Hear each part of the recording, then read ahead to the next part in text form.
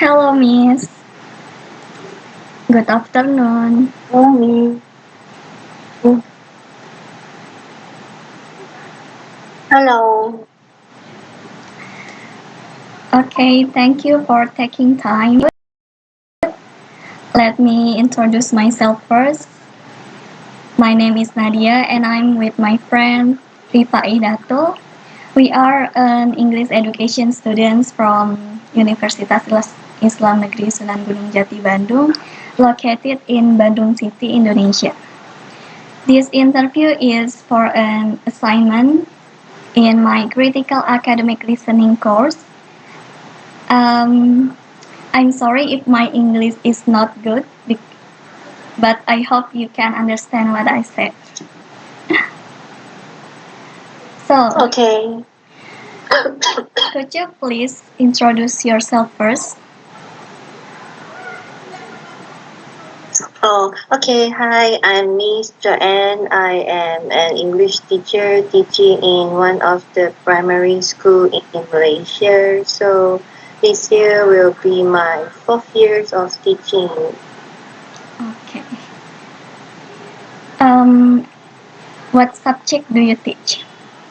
Just English or teach another subject?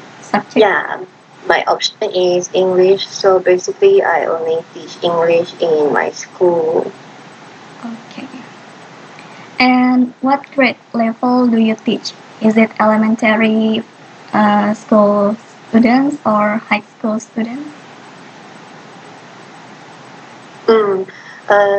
For Malaysia, I study in teacher training institute, which basically after we graduated, we will send right away by the Malaysia government to primary school, which is from year 1 to year 6, 7 years old until 12 years old. Oh, okay. And then, what first got you interested in becoming a teacher? Because both my parents are also teachers, so I get into the industry because they encourage me to become a teacher. But after I become a teacher, I realized that becoming a teacher, not just becoming a teacher, is more than that.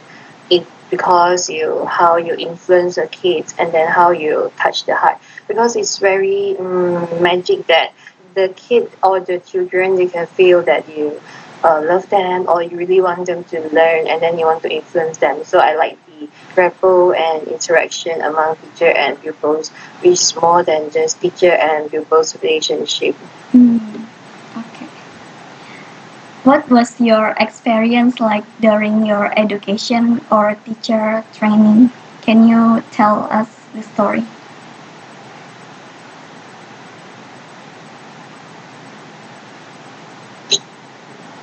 The 5-year courses in the teacher training institute. So basically, when we got the offer, we will have the option, for example, the English language or Malay language. So after we got into the teacher training institute, we will be trained to the pedagogy on how to teach the subject. So for example, my option is teaching English as the second language. So throughout the 5 years, I was trained to teach on grammar, phonics, and then some pedagogy, and then some related subject like literature also. Okay. When you started teaching, what challenges hit you the hardest? Because I was posted to the outskirt area. For Malaysia, we can choose to state, because Malaysia we have a lot of state, so we can choose the state that we want to get posted to, and then the government will send us. So I was sent to Perak, which is not my origin, where I've come from. So my school is outskirt area, and then in Malaysia we had a lot of school called low enrollment school, in which the whole school have less than 30 pupils. So for my school, there is only 13 pupils in total. So outskirt area. So in Malaysia, we have to combine the class. For example, year 2 and year 3 will be in one class, year 4 and year 5 will be one class.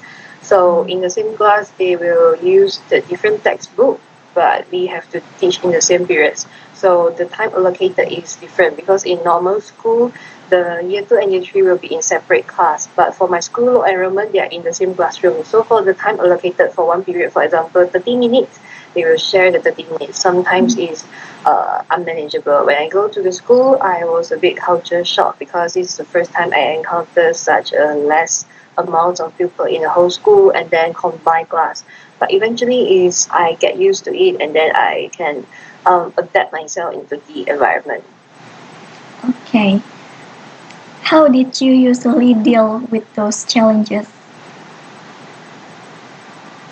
Mm, at first, I cannot get used to that also, but eventually I have the strategy because pupils from outskirt area they are of low motivation because most of them they are from low social background and then the family social background also influence pupils' attitude in learning as well. So you have to motivate them. So for me, I will create like a lot of creative and teaching and learning activities to encourage them to come to school because learning English is like very alien for them because for Malaysia Chinese school our language mother tongue is Mandarin, so for them learning English is like very difficult and then some of them they refuse to learn because of some of the grammar also it's very hard to explain to them, for example past tense why they are irregular verb. And then for singular and plural, some you just don't add s behind, you have to change to bs. So this kind of grammar rules is very difficult to explain to them. So I try to use a lot of way to engage them in the classroom. For example, very interesting activity, so that they will love to come to school because pupils they will eventually learn the language because they like the teacher also. Okay. The next question will be delivered by my friend Rifa. Time is yours.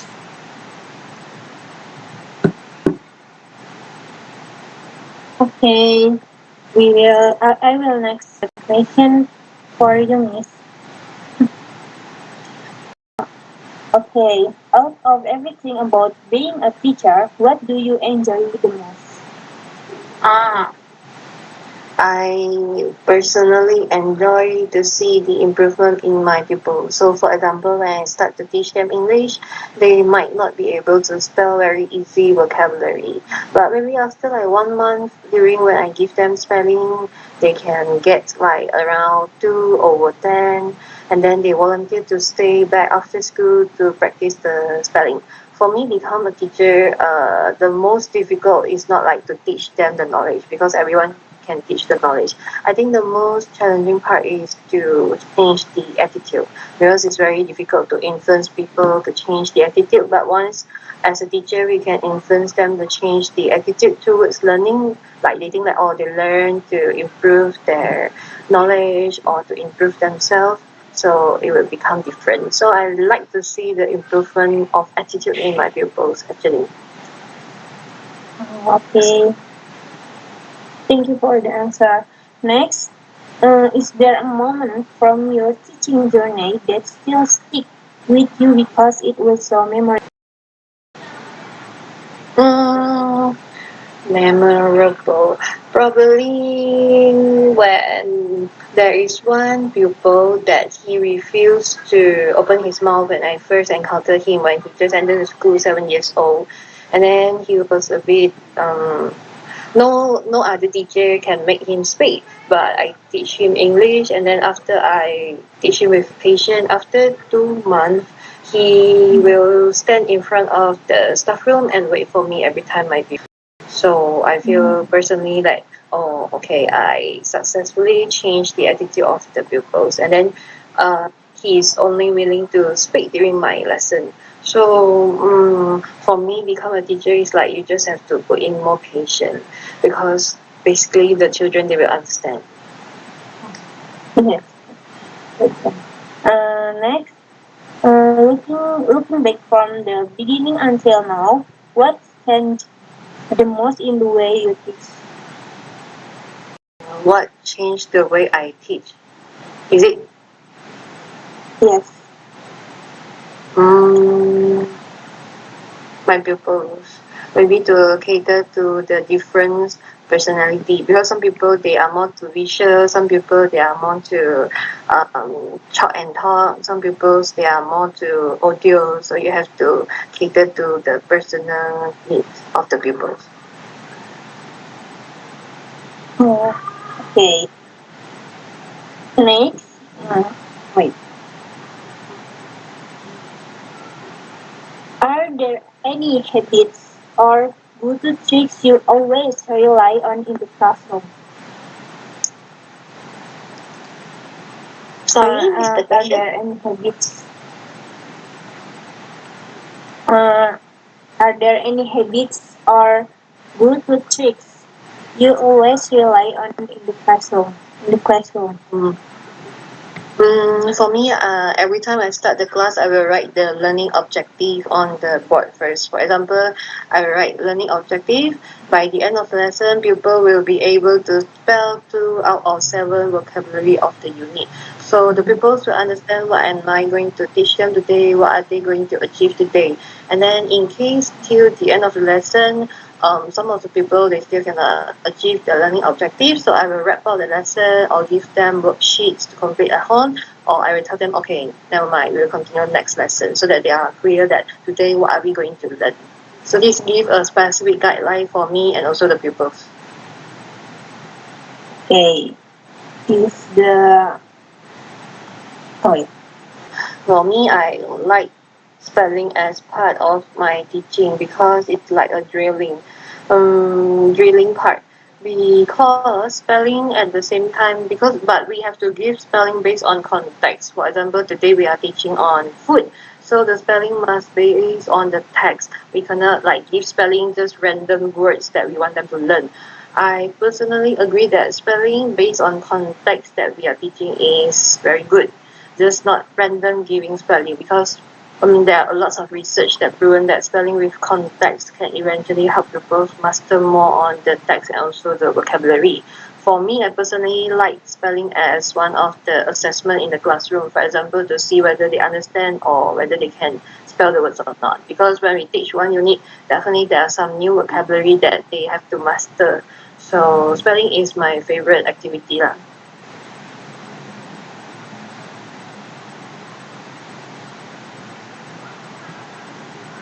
Okay, next. How do you keep yourself motivated on the 12 days? How do you keep yourself motivated on the 12 days? How do I keep myself motivated on the tough day? Definitely not every day is full of rainbow for me. Sometimes I feel demotivated also.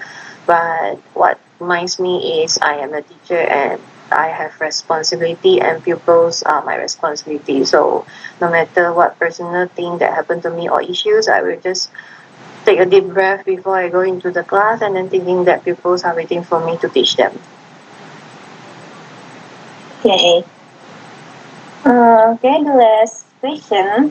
Do you have any advice for future teachers like me who are getting ready to enter the college? Um, I think for future teachers, just willing to accept advice and willing to learn, because like Malaysia currently they also have a lot of new teachers going to the field, but because they are like generation from 2000 and 2001, definitely the mindsets are different from 90s or 80s, but definitely there are some takeaway from the seniors, no matter from the experience or what. Definitely there are lots of things that we have to learn from the 2000 generation also, especially from technology and digital, but I think we both learn from each other and then just be humble. Okay, thank you, Miss, for the advice for us. Okay.